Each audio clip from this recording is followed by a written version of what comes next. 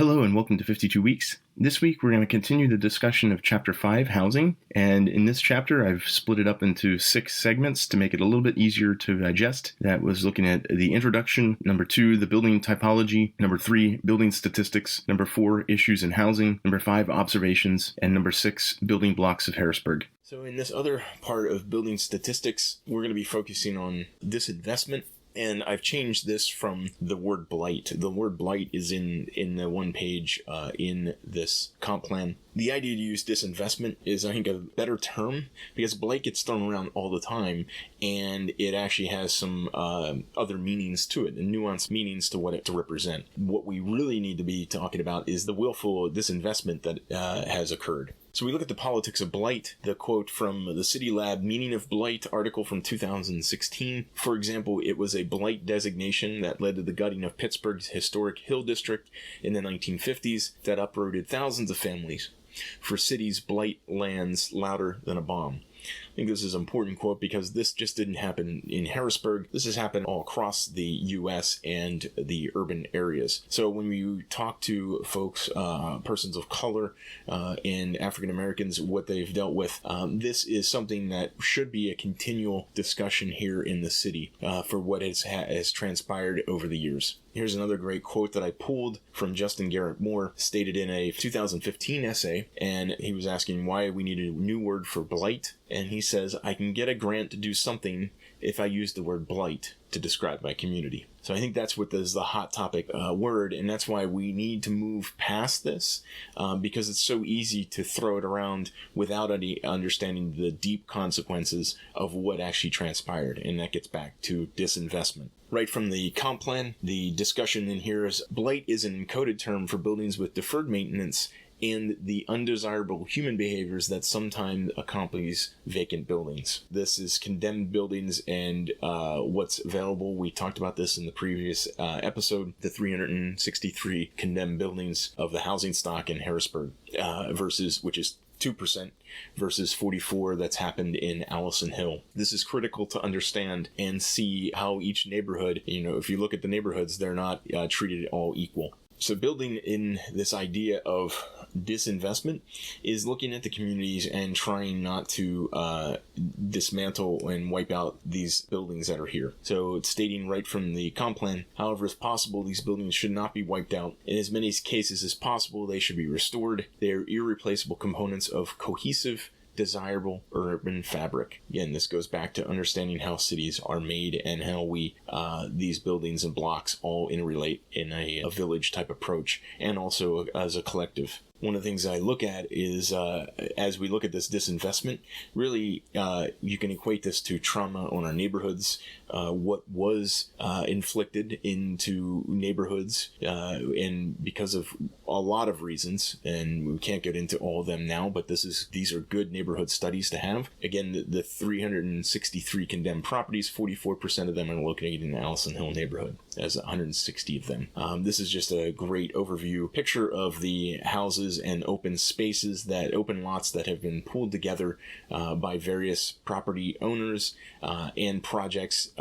And this is something to be looked at in Allison Hill, understanding where the vacant parcels are, which, the green space, where buildings were downloaded, and what do we do with that land? And Harrisburg is not unique in this question. There are many cities around the U.S. that are working on this, and there's a lot of great folks who are dealing with the issue of social equity. That is extremely important, is how these neighborhoods change. The disinvestment that's there, the deferred maintenance and all that, we should be asking, why did that happen to property? And if there were people renting in those buildings, why are we not looking for the most dignified ways of sustained living instead of trying to continue to displace and let things just run their course? In looking at 40 years in the city, replacement housing stock has offered versions of stick-built, clapboard suburban residential typologies. Ironically, this was the frontier building type that fire and building codes of the late 19th century sought to prevent from the proliferation in American cities. I have a picture of Midtown and the Capitol Heights area. When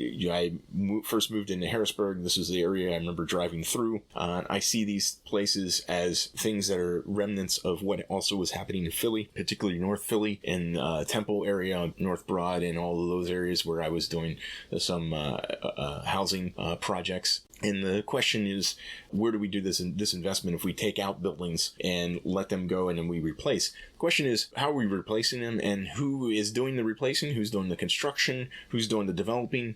Where are those folks at? What I continue to ask residents to dig into that and wonder where this is going. So there's a critical point in the comp plan when we look at disinvestment.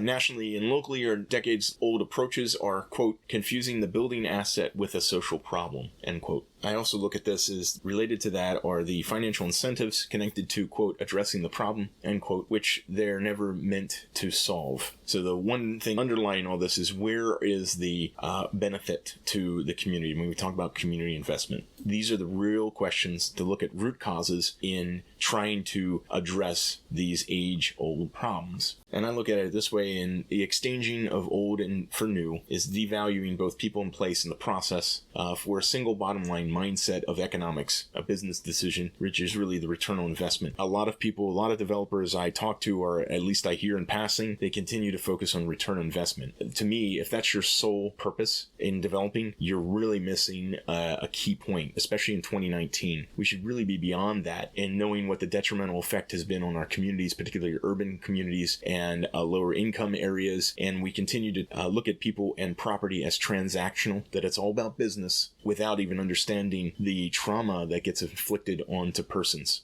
I think there's a lot of information we need to be talking about and really pushing into all of the sectors within our systems. This is a complex issue. I think we're getting more and more aware of this, which is great because people are speaking out locally. This is the whole point of a lot of people coming together and begin to ask these questions. Hopefully they push against some of the harder, seemingly immobile stuff that's out there, but you continue to ask the questions. So we look at our government, our nonprofits, our businesses, our educators, our faith-based community, our developers, our realtors, our contractors, our home builders, our city workers, our visitors, property owners, our landlords need to hear this.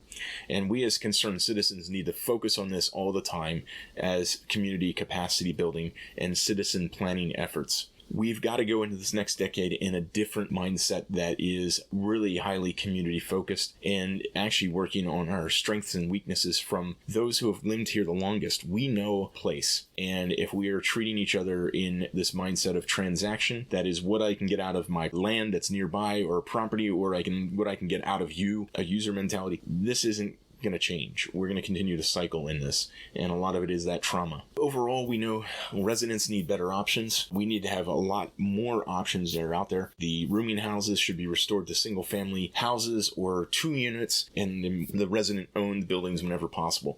This is needed as a community-wide process. This is where the 15 wards and 28 precincts really need to come together and work on this in a collaborative way. How all this works is to break free of the stuff that's done to us and actually have people focus on the things that need to be done with us. That is critical. I think Harrisburg's history is a lot of things that have been done to people, and this is not unique to other cities as well. And I think that's the problem that we need to get really into the minds of others is shifting that mindset. The city can work on policy to address the benefits, being when we look at how we provide more variety, it begins to lower the density in existing building stock, allowing the current housing demand to be more broadly distributed among existing buildings, potentially lowering vacancy. Number 2, it starves the slumlord absentee landlords of their tenant base. And we also look at planned SRRs provide social services required by residents, further reducing cycles of homelessness and dependency. All these 3 things are based on data that was collected within the housing chapter in the comp plan. And it's not just someone's big plan. This is actually based on best practices that are out there from all the consultants that were pulled together for the Harrisburg Comprehensive Plan. So to suggest that this is just something that will never work is really, to me, ludicrous, because we're at a point where it's critical that we change this next direction in this next decade. And it's got to shift from what's done to us to what we need to be working on together as the residents and with us, that we actually drive and take the wheel and drive things for a change. And to tie all this together just in this section, the collective impact chaotic system, we're going from the left of imbalanced disengaged to balanced interdependent. And we need to understand these systems. If we don't get there and we're not teaching this within our neighborhoods, and it's not within our school system, it's not what we do, it's never going to change out of the cycles. These cycles are going to continue, and things are going to continue to be done to the city of Harrisburg.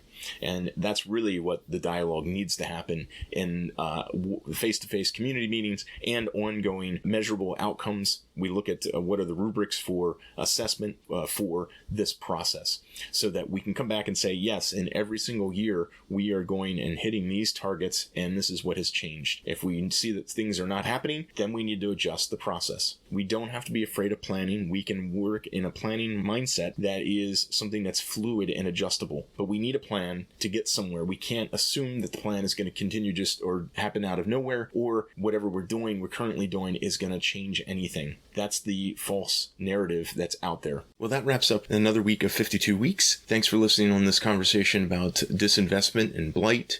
I'll try to have some links below for additional resources for community members, and I encourage everyone to get into this discussion in their neighborhood groups and begin to overlap and cross-pollinate between neighborhood groups. This is extremely important for the next decade at Harrisburg. Thanks again for listening. Take care.